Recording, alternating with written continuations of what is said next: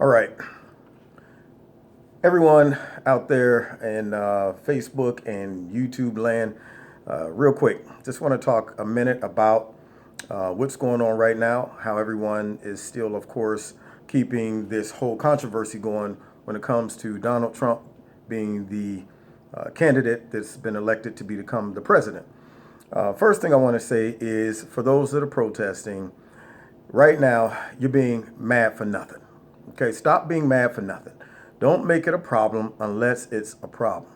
Until Donald Trump gets in there, even if you feel this way, which I know it's not going to be this way, but if you feel like Donald Trump's going to get in and he's immediately going to be like, you know what, let's just start locking up all black people and all gay people and all Muslims and all, you have been tricked. And I want to really try to give you some information on how this all plays into part.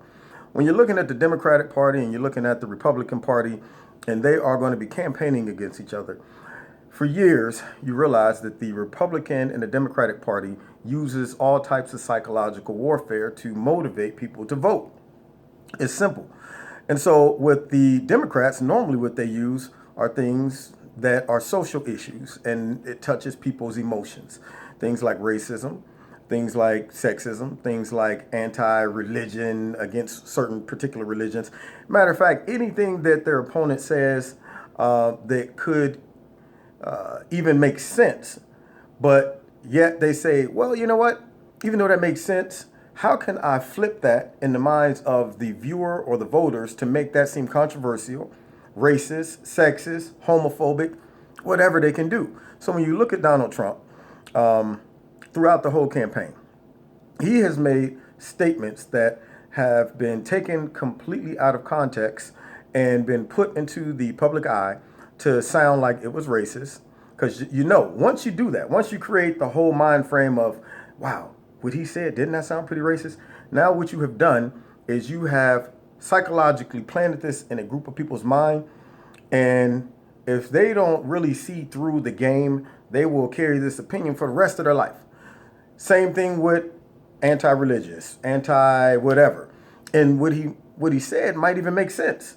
But you can't, if I'm running against him, I'm not going to say, yeah, he was pretty right. That sounds right. And it sounds like it makes him. I got to go, well, since he said it, I can't agree with it. I got to make sure that I paint it a certain way. So throughout this campaign, they've done that with Donald Trump, and they've painted him to be a racist. They painted him to be, I don't even know what a xenophobe is, a homophobe. I mean, everything you can possibly think they painted him to be. And the sad part about it is really, he's not. But the problem is the Democrats thought that they were going to win. Therefore, they figured, even though all this stuff, these narratives that we're putting on Donald Trump, all of these campaign smear videos and commercials, even the media, all of this stuff that's making him appear to be this type of man, that type of man, we're doing it to win the election, and we're going to win. Therefore, it won't matter afterwards. All of that stuff will either fade away and people will laugh it off later on, or Donald Trump will eventually come out and prove to everybody that I'm not. But we won't have to worry about that, though, because, see, we're going to win. We're just using all of this stuff right now to get the votes, to create this image of him as being this bad person. So what they didn't take into account for is they lost. So now you got this big divide in our nation that they didn't anticipate. They thought, heck, we can paint him as whatever we want to, because once we win this, it ain't gonna really matter. All right. But when you lose, they can't come out now and say, we were just using all of that stuff to make him look this way so we could win the election. So now you got this big divide in our country. You got half of America running around swearing up and down, we just elected a racist, a xenophobe, a homophobe, anti-Muslim guy, and anti-Mexican and all of this stuff.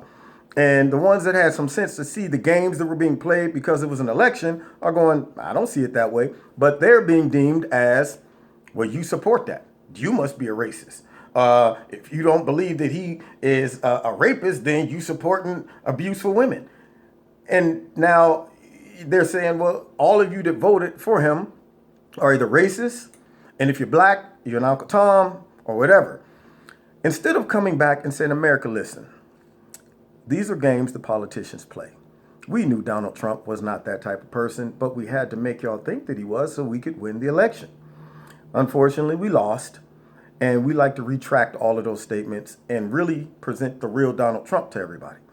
They can't do that. So now you have a nation that's divided, all because of political games that were played in an attempt to win an election.